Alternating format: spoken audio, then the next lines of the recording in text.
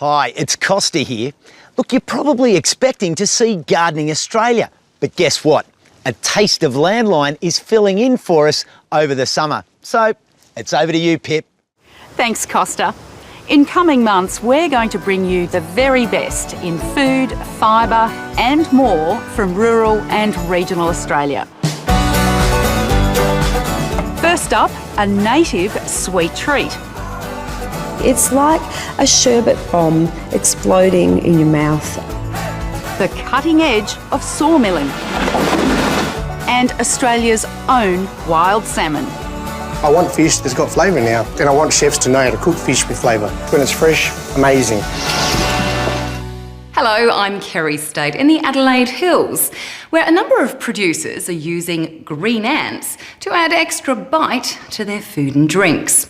But getting hold of these tasty native insects can be a painful process.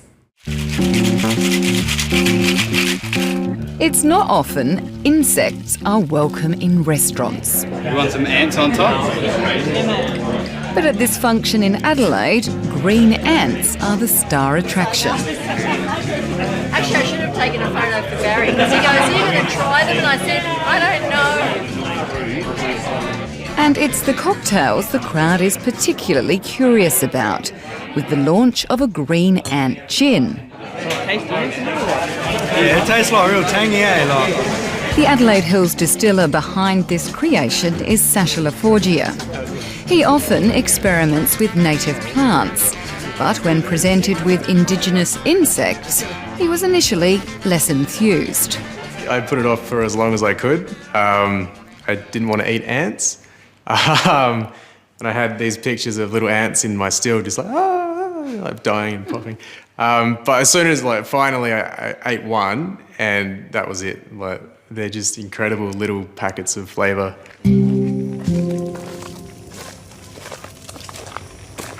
To add that extra bite to happy hour, someone needs to find those little packets of flavour. And that's Shannon Motlop's job. We've got a couple of large nests up there now, so we'll have a go at those and see if we can get ourselves covered in some ants. The well-known former AFL player runs a business with his family, supplying a range of indigenous ingredients, including green ants. There it is, we'll go for a grab. They have a permit to harvest in the Northern Territory and a shop called Something Wild in Adelaide. Securing this lively product can be dangerous work. Getting there. Out in the bush, and there's plenty of snakes around here, so some of the most venomous snakes in the world, so you've got to be very careful, and you've got to keep, while you're looking up in the trees, you've got to be looking down as well. I might grab it from there. What comes out of the trees isn't dangerous to touch or eat. But this catch is not one you want to hang on to for long. Oh, Jesus. Get them off me. The ant packs a bit of a punch when it bites. And when you do get bitten, you get bitten by 10 or 20 of them.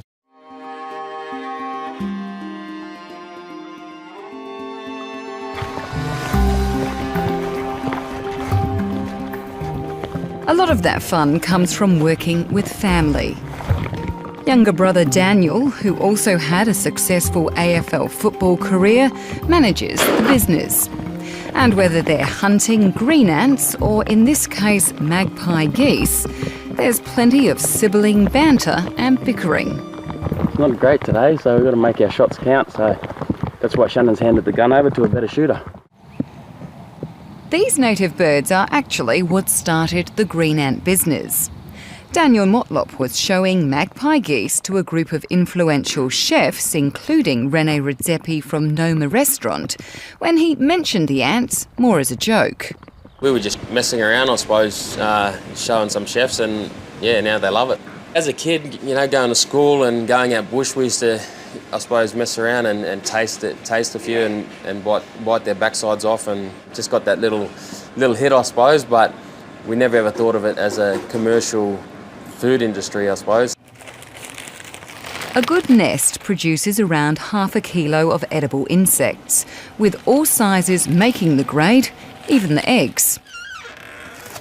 wholesale customers are paying $650 for a kilo of green ants. That might sound like a lot of money, but it's also a lot of insects, around 30,000.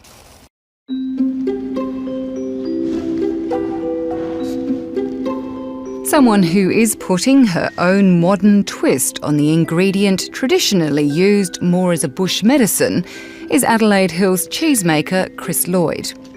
She's released a goat's cheese wrapped in lemon myrtle and topped with green ants that recently won a Super Gold medal at the World Cheese Awards, beating more than 3,000 entries. I think it's a combination between kaffir lime, lemongrass, lemon leaf. It's like a sherbet bomb exploding in your mouth, and I think that's what really attracted me to it, because it was so fresh. So I've been bursting to try one of these because they look like little edible forests. So I'm just going to grab one. Yeah, they're just which might make me a little delicious. bit of a piglet, but anyway. We usually do serve it with a knife and fork, but that's okay, Kerry, you just go right ahead. I'm enthusiastic. I know you are, I can see that. So what do you think? It's really zingy. It is, yeah. I actually was wondering whether it would all be overwhelmed by the lemon myrtle, but then you actually taste the ant and it pops. It does pop, yeah. That pop comes with a hefty price tag. At $350 a kilo, it's one of Australia's most expensive cheeses. And the creator isn't shying away from showing off her hero ingredient. I actually think they're very beautiful, and to be able to see them whole and for us to be able to use them in their absolute entirely natural form, to me was important. Just down the road from Chris Lloyd's Woodside Cheese Factory is Sasha Laforgia's distillery. The setup is fairly rustic, but the former winemaker clearly knows his way around a still, winning a gold medal for his first commercial gin at last year's World Spirits competition. Getting the most out of these little guys, though, has been a learning curve. Once you crack their little abdomens open, the flavour and aroma really starts to come out. It took quite a long time to figure out exactly how to distill them and how to manage it to capture it all and not lose it, because they are a little bit delicate and fragile. The project is a joint venture between the distiller and Something Wild, with the gin selling for around $100 a bottle. Like Chris Lloyd, Sasha Laforgia is not disguising the key ingredient that his partners go through pain to get. Every bottle gets a lolly bag, I guess. It gets a few ants floating in the bottom, and the brave people at the party can eat them at the end. And with many more edible insects in Australia, has the initially reluctant green ant gin distiller been bitten by the bug? Are we going to see more insects in your gin? It depends if the lid of my tank's left open or not.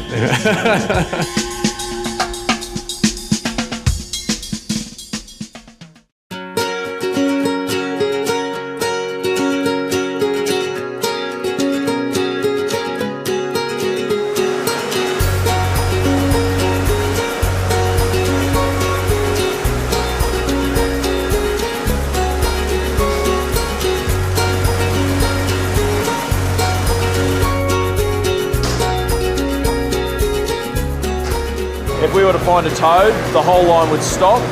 The product that we were washing would be quarantined. We'd do a major clean down, and then we would start again and redo the process.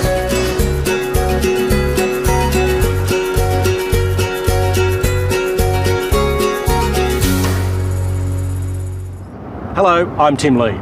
The use of timber in buildings is on the rise around the world. Timber offers some big advantages over more conventional materials. It's environmentally friendly, it can be very stylish, and it's a renewable resource. But how do we best utilise those precious timber reserves? Well, a company in Victoria has found a great way to do that through some very innovative technology.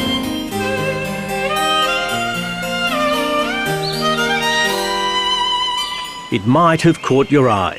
The bold use of timber in some of Australia's newest, most stunning and stylish buildings.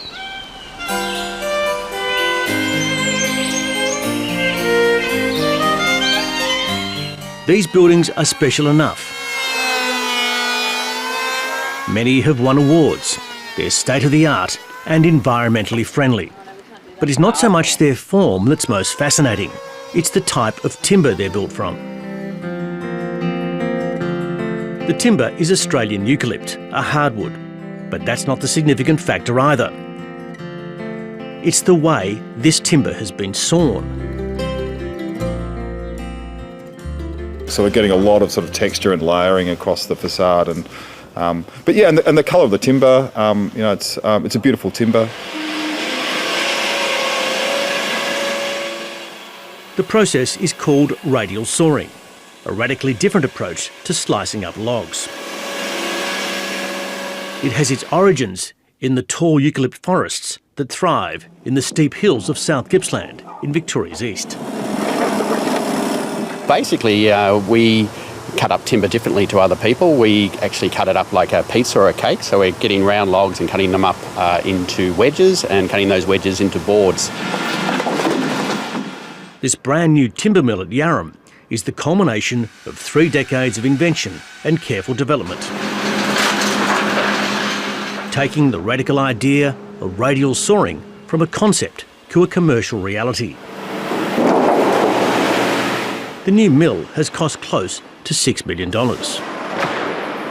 I've always said that once our demand exceeds our supply, that really proves that the technology can work and our products will be accepted in the marketplace. So the slow build has been good for us because we've been able to iron out any bugs and be able to sort of really develop the technology, and the end result is this mill, which is going to cut a lot of timber for a long time.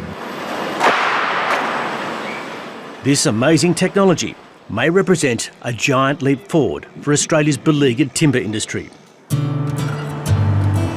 For the small town of Yarram, it means 15 direct jobs in a region where employment can be hard to find. The timber industry is crucial for regional Victoria and regional Australia more broadly. There's at a time where regional jobs are pretty hard to come by. It's absolutely fantastic that the radial timber development will see more people being employed at that site. The great virtue of radial sawing is its ability to use small or even defective logs that would normally be almost useless to conventional sawmilling. But even better, radial sawing produces a lot more useful timber. Up to 80% of the log can be used. Traditional sawing methods only deliver between 20 to 40%. In short, cutting timber into wedges balances out the natural growth stresses in a log. Wood near the centre of the tree is denser than the outer layer, something you'll well know if you've ever split fence posts or firewood. The way that it cuts through the grain of the timber means that the timber's much more structurally stable and that you're not cutting across the sort of rings of the tree. So it means that eucalypt species such as the timber of silvertop ash, normally regarded as unsuited to outdoor use, is rendered stable and durable enough for exterior weatherboards and cladding. They're very, very stable. So it's almost an ideal. It is the ideal. So from a point of view of, durability, if you understand how that timber's been cut and if you detail it correctly, it's probably the best way to use timber.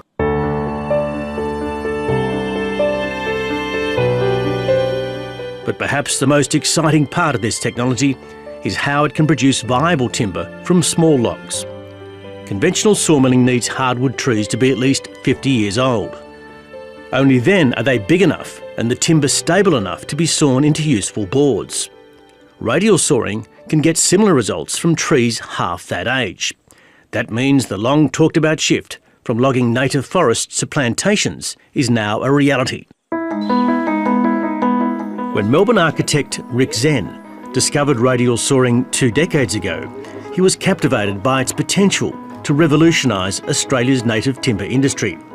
The idea that Australian hardwood timber could compete with the vast volumes of imported softwoods used in the building industry.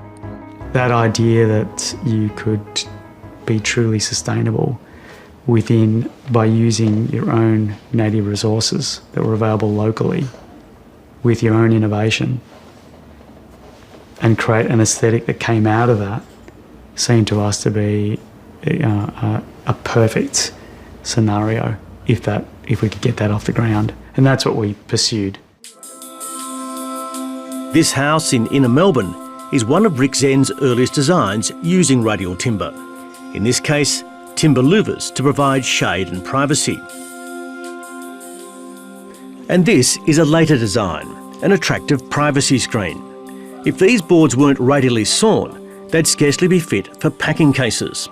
It's another example of high-value timber from small, young logs. We think it's a great product, and we've followed it since those early days and used it on many, many projects, and they've all been really successful. You know, our clients love the feel of timber, and a number of projects now will let this weather off, so it just goes grey. There's no maintenance to it, and you've got the choice of doing that whether you want to coat it or not. This one's got a coating to it, but my own house, I've got radial sawn across it, and we've let it go grey, and it looks fantastic. Probably our biggest area now is in the city. It used to be very rural and it used to be very like farm sheds. Now we're basically a cutting edge of inner city architecture, which is fantastic.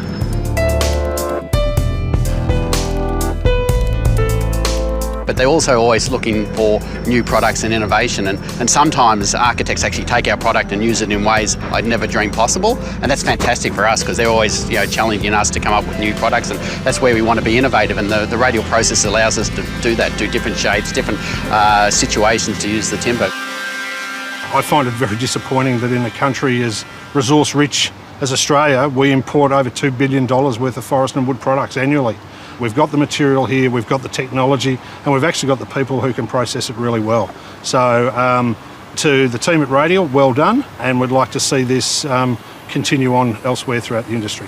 Really, this is the start of the beginning, I think. I'd like to think, especially when our plantations come on board, that we're going to be here for a long time, and as you said, I can't see any reason why there can't be more radial mills, both in Australia and overseas, and that will be real vindication of the technology as well.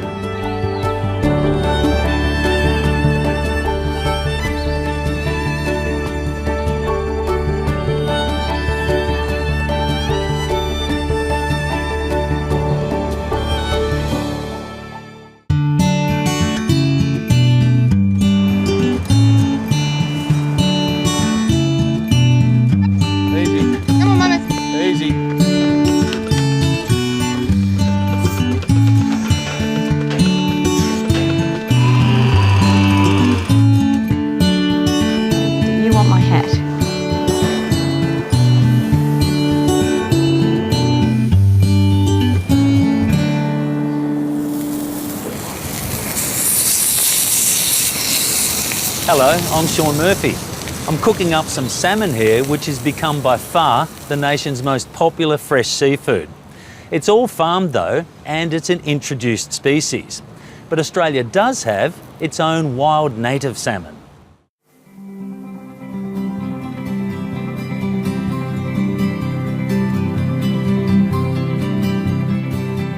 It's one of nature's wonders.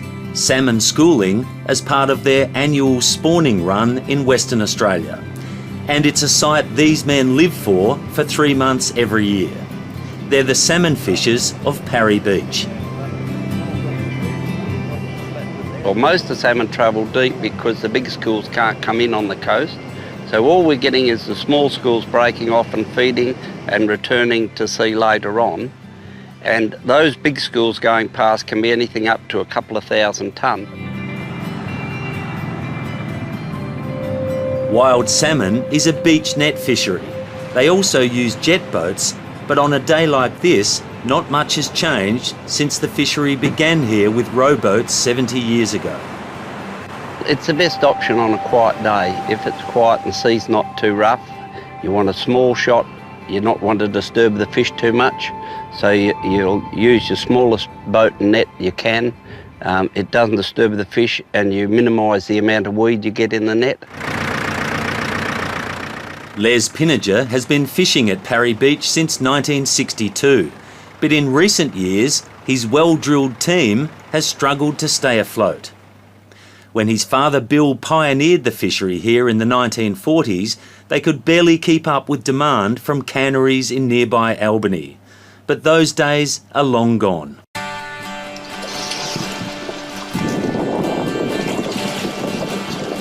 WA's salmon fishery has been on the verge of collapse. From a historical catch of up to 3,000 tonnes a year, it's slumped to less than 300 tonnes. Its main market now is for bait for the Western rock lobster industry. The beach price for these fish is about $2. It's hard to believe these fish are worth only 50 cents a kilogram as craybait, but filleted and sold as a table fish, they're worth up to 40 times more. The Parry Beach crew is building a local market for salmon, selling a growing percentage of their catch for human consumption. So it's a humane dispatch? Oh, by far the quickest and most humane way, but it's also a way of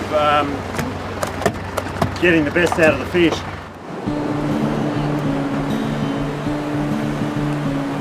At Parry Beach, the fishing may be old school, but they've embraced social media for marketing their catch. Salmon caught fresh fish this morning. Keep watching Facebook for when and where to pick up today. That's what we pride ourselves on, is fresh Australian salmon. Social media has been really important for us because it's the best way to get it to the public, let them know that the fish were caught, and we can get the fish to them as fresh as possible.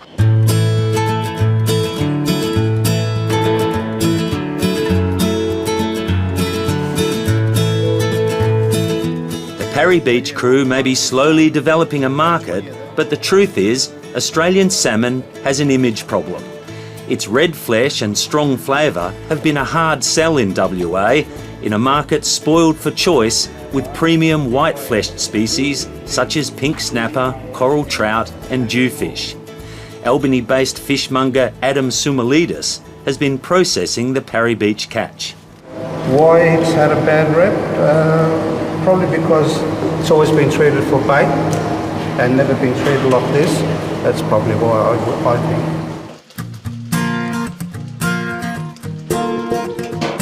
think. Peter Manifest is a chef educator and providor, and he's on a mission to get more salmon on restaurant menus.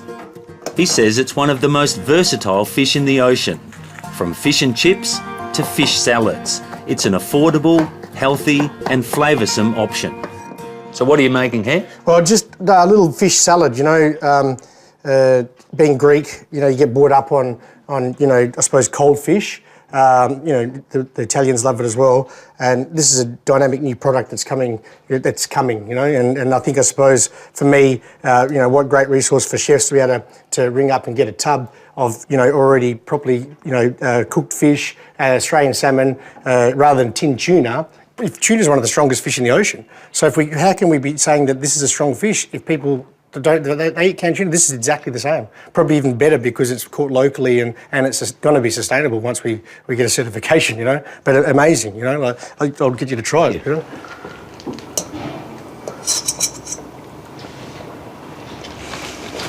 For me, this is what I got brought up on. I want fish that's got flavour now. I want chefs to know how to cook fish with flavour, you know, and not be scared of them and not be scared to put them on their menus. This is innovation, as far as I'm concerned. And if chefs are holding back from not putting this because they're scared of what the punter's going to think, it's all training, and that's what we've got to do. We need to teach the people how to eat it, how to cook it, what to do, how to handle it, and then, you know, the world's your oyster, you know, or the salmon's your oyster. At Clancy's Seafood Pub in Dunsborough in the southwest of WA, salmon is a seasonal staple. Chef Jason Taylor rates it highly, but he says the supply chain is crucial. Fishermen leave it on the rock for 4 hours, then throw it in the back of the ute, and then go home and cook and go, why does it taste like crap? So yeah, there is a little bit of work and extra preparation to get it there, but people love it, and they keep coming back for more. Yeah, and it's cheap, fits with a family budget as well, so you know, it's good for families to come out, get a good cheap feed of fish and chips. Salmon skewers, chilli, garlic and sesame oil, and they're on our platter for 1s and 2s.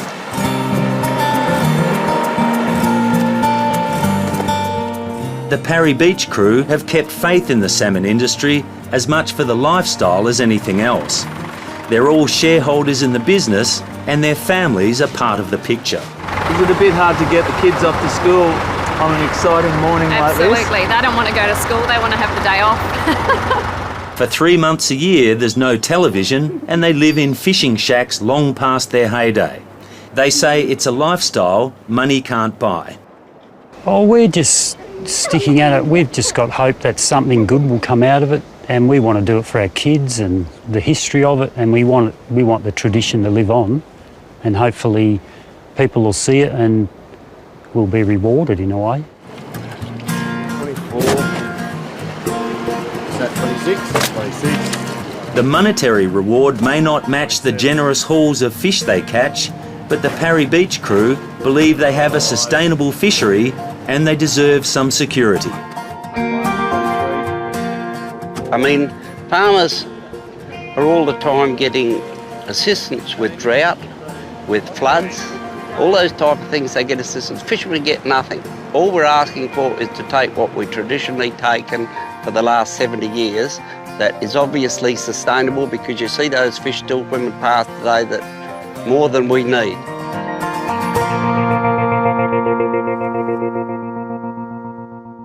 And that's the show. We hope you enjoyed it. Don't forget our regular landline is on Sunday at noon. Next time on A Taste of Landline, hold on to your hats. We're going buffalo mustering in the top end. Buffalo are basically a feral animal. There's a profit margin in going and getting them. Once you get your driving skills in, and then it's just timing. Farming seaweed. Taste-wise, it's like eating a mouthful of the ocean.